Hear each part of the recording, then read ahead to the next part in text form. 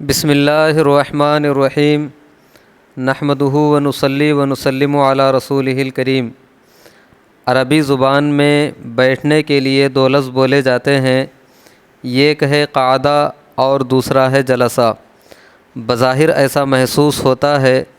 کہ ان دونوں کلمات کے درمیان معنوی اعتبار سے کوئی فرق نہیں ہے، لیکن حقیقت یہ ہے کہ ان دونوں کلمات کے درمیان طریقہ استعمال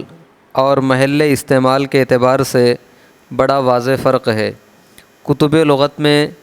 ان دونوں کلمات کے درمیان دو علیحدہ جہتوں سے واضح فرق بیان کیا گیا ہے۔ جلسہ اس مقام پر بولا جاتا ہے جہاں ادنیٰ حالت سے اعلیٰ حالت کی جانب انتقال ہوتا ہے، جبکہ قعدہ اس مقام پر بولا جاتا ہے جہاں اعلیٰ حالت سے ادنیٰ حالت کی جانب انتقال ہوتا ہے۔ مثال کے طور پہ ایک شخص لیٹا ہوا ہے یا ٹیک لگائے ہوئے ہے، اس سے کہنا ہے کہ بیٹھ جاؤ تو اس کے لیے اجلس کہا جائے گا، اور اگر کوئی شخص کھڑا ہو اور اس سے کہنا ہو کہ تم بیٹھ جاؤ تو اس کے لیے اقعد کہا جائے گا۔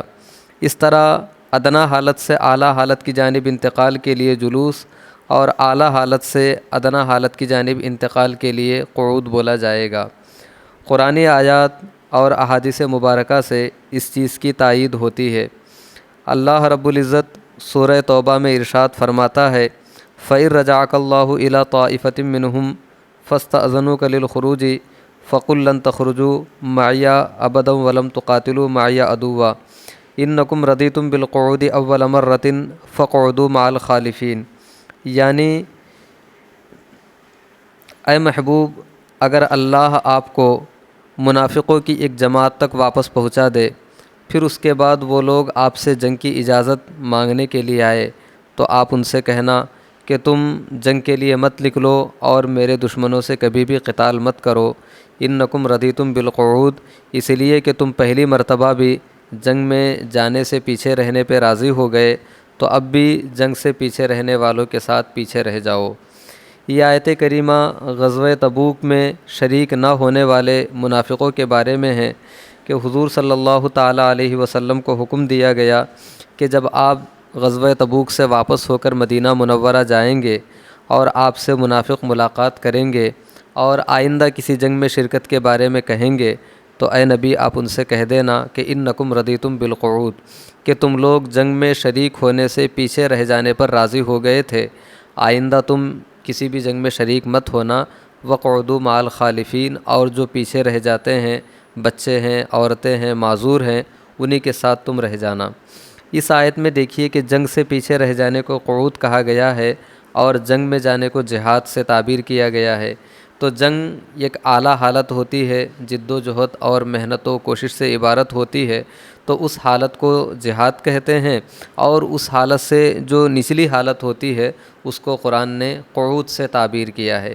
اسی طریقے سے دوسرے مقام پر ہے کہ لا یستوی القاعدون من المؤمنین غیر اولی الضرر والمجاہدون فی سبیل اللہ، کہ اللہ کی راہ میں جہاد کرنے والے اور بلا وجہ پیچھے رہ جانے والے دونوں کے دونوں برابر نہیں ہو سکتے۔ تو گویا کہ جنگ میں شرکت وہ جہاد ہے، اور جنگ میں عدم شریک نہ ہونا یہ قعود ہے۔ تو اعلیٰ حالت سے ادنیٰ حالت کی جانب انتقال کے لیے قرآن میں قعود کا ذکر ہوا ہے، اور ادنیٰ حالت سے اعلیٰ حالت کی جانب انتقال کے لیے جلوس آتا ہے۔ اس پہ دلیل یہ ہے کہ صحیحین میں حضرت عبد الرحمن بن ابو بکرہ رضی اللہ تعالیٰ عنہ سے روایت ہے، فرماتے ہیں کہ کنّا جلوساً عند رسول اللہ صلی اللہ علیہ وسلم فقال الا انبئکم باکبر الکبائر ثلاثاً فقال الاشراک باللہ وعقوق الوالدین وشہادۃ الزور وکان متکئا فجلس۔ اس حدیث پاک کا معنی یہ ہے کہ حضرت عبد الرحمن بن ابو بکرہ رضی اللہ تعالیٰ عنہ فرماتے ہیں کہ ہم لوگ نبی کریم رؤوف الرحیم صلی اللہ علیہ وسلم کی خدمت بابرکت میں حاضر تھے کہ آپ نے 3 مرتبہ فرمایا کہ کیا میں تمہیں سب سے بڑا گناہ نہ بتا دوں، کیا میں تمہیں سب سے بڑا گناہ نہ بتا دوں،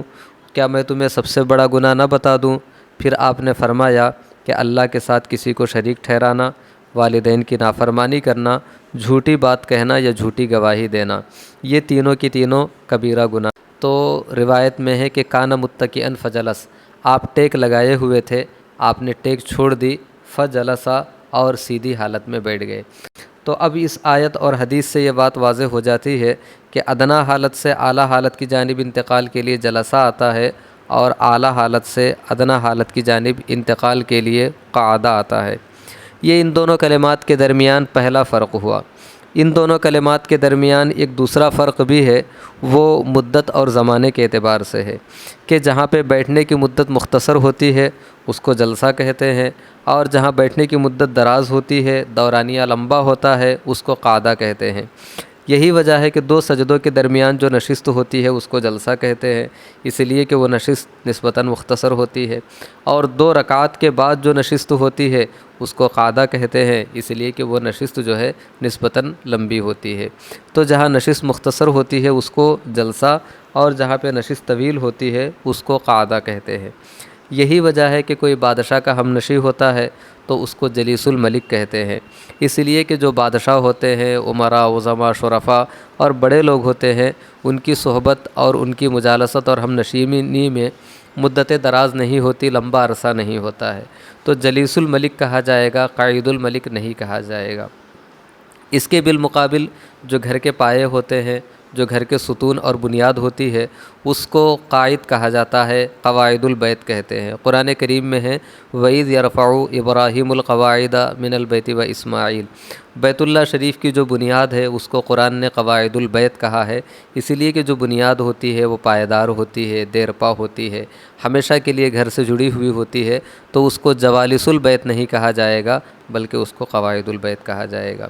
تو یہ فرق ہوتا ہے جلسہ اور قعدہ کے درمیان، جلسہ اور قعدہ کے مشتقات کے درمیان۔ لفظی معنوی اعتبار سے فرق ہے، زمانے اور مدت کے اعتبار سے بھی فرق ہے، اور طریقہ استعمال کے اعتبار سے بھی فرق ہے۔ اس طرح کے بہت سارے فروق کتب لغت میں بیان کیے جاتے ہیں، جن کے لیے ہمیں کتب لغت کی جانب مراجعات کرنا ضروری ہے۔ وصلی اللہ علی خیر خلقہ سیدنا و مولانا محمد و آلہ و اصحابہ اجمعین۔